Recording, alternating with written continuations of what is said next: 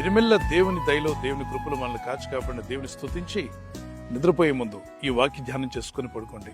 కీర్తన 37:24 యెహోవా అతని చేయి పట్టుకుని ఉన్నాడు గనుక అతడు నేలను పడినను లేవలేకయుండడు.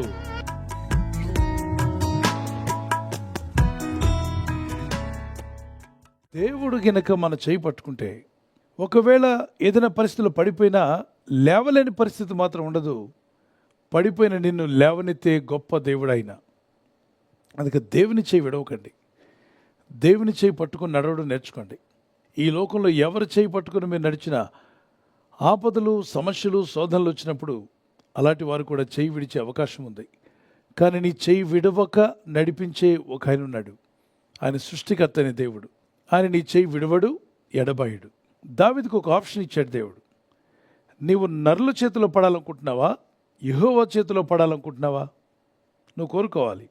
ఎవరి చేతిలో పడాలనుకుంటున్నావు? మనుషుల చేతిలోనా, దేవుని చేతిలోనా అని ప్రవక్త అడిగినప్పుడు దావీదు మహారాజు ఒక మాట అంటాడు, నేను మనుషుల చేతిలో పడుట కంటే దేవుని చేతిలోనే పడాలి. ఎందుకంటే నా దేవుడైన ప్రభు కృపగలవాడు. ఆయన నన్ను గద్దించినా, నన్ను కొట్టినా మళ్ళీ నన్ను బాగు చేస్తాడు. యెహోవా అతని చేతిని పట్టుకుని ఉన్నాడు గనుక అతడు కింద పడినను లేవలేక ఉండడు. తప్పనిసరిగా దేవుడు అతన్ని లేవనెత్తుతాడు. ఈ వాగ్దానం వింటున్న పిల్లరా, దేవుని చేయి పట్టుకొని ప్రార్థించండి. మీరు ఏ స్థితిలో పడిపోయినా, జీవితంలో ఎదురయ్యేటువంటి జీవన ప్రయాణంలో అనేక విధాలైనటువంటి శోధన, బాధలు, ఇబ్బందుల్లో పడిపోయినా దేవుని చేయి పట్టుకున్న వాడిని దేవుడు తప్పక పైకి తీసుకొస్తాడు.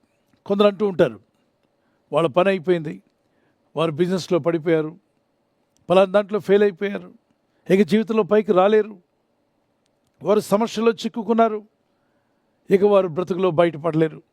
ఇలాంటి రకరకాల మాటలు మాట్లాడి కృంగదీస్తూ ఉంటుంది ఈ లోకం. కానీ దేవుని వాక్యం సెలవిస్తుంది, నువ్వు ఎక్కడ పడిపోయినా నిన్ను లేవనెత్తగల శక్తివంతుడు ఆ దేవుడు. దిగజారిపోయావా, కృంగిపోయావా, దేవుని చేయి పట్టుకొని ప్రార్థించు. దేవా, నీ వైపు నా చేతులు ఎత్తుచున్నాను, అయ్యా నాకు సహాయం కావాలి. ఈ లోకం నన్ను చేయి విడిచింది. నేను నమ్మిన వారు, నా సహాయం పొందిన వారు కూడా నన్ను విడిచిపెట్టారు. ఒకప్పుడు నీ సహాయం వాళ్ళు పొంది ఉండొచ్చు.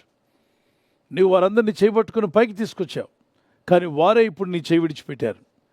వారే నిన్ను సమస్యలోకి నెట్టివేశారు. కానీ గుర్తుపెట్టుకో, నువ్వు దేవుని నమ్మిన వ్యక్తివి, ప్రార్థించి దేవుని దగ్గర మొరపెడుతూ ఉంటే అందరూ నిన్ను నేల మీద పడవేసిన కృపగల దేవుడు నిన్ను పైకి లేవనెత్తబోతున్నాడు. ఈ జీవన యాత్రలో సొమ్మసిల్లిపోయినా, కృంగిపోయినా, అనేక మంది నిన్ను డిసప్పాయింట్ చేస్తున్నా, don't worry, hold the hand of God. దేవుని చేతిని గట్టిగా పట్టుకో. ఈ వాగ్దానం పట్టుకొని ప్రార్థిస్తున్న మీ జీవితాల్లో కూడా కృపగల దేవుడు మిమ్మల్ని లేవనెత్తి, బలపరిచి, స్థిరపరిచి ఆయన రాకడకు మిమ్మల్ని సిద్ధపరచునుగాక. ప్రార్థన చేసుకుందాం.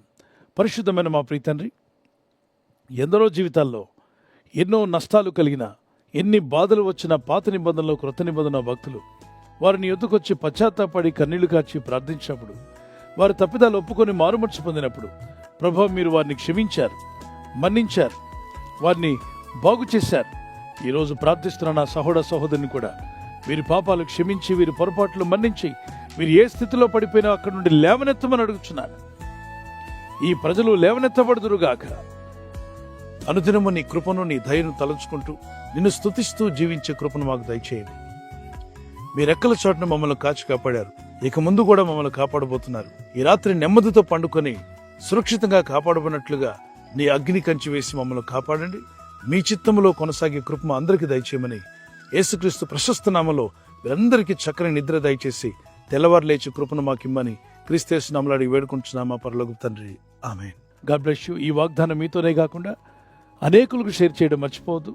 అలాగే ఈ యొక్క ఛానల్ సబ్స్క్రైబ్ చేసి ఇతరులతో కూడా చెప్పి సబ్స్క్రైబ్ చేయించండి. Good night. God bless you. ఈ ఛానల్ను మీరు సబ్స్క్రైబ్ చేసుకొనుట వలన 2 పనులు జరుగుతున్నాయి. 1, బీదలకు, అనాథలకు ఈ ఛానల్ ద్వారా సహకారము అందించడం జరుగుచున్నది. 2, సువార్త జరుగుచున్నది, ఆత్మలు రక్షించబడుచున్నాయి. మనము సబ్స్క్రైబ్ చేసుకొనుట ద్వారా అందరికీ సహాయం చేస్తున్నవారమవుతున్నాము. ఖచ్చితంగా ఈ యూట్యూబ్ ఛానల్ను సబ్స్క్రైబ్ చేసుకుని బెల్ బటన్ను క్లిక్ చేయండి.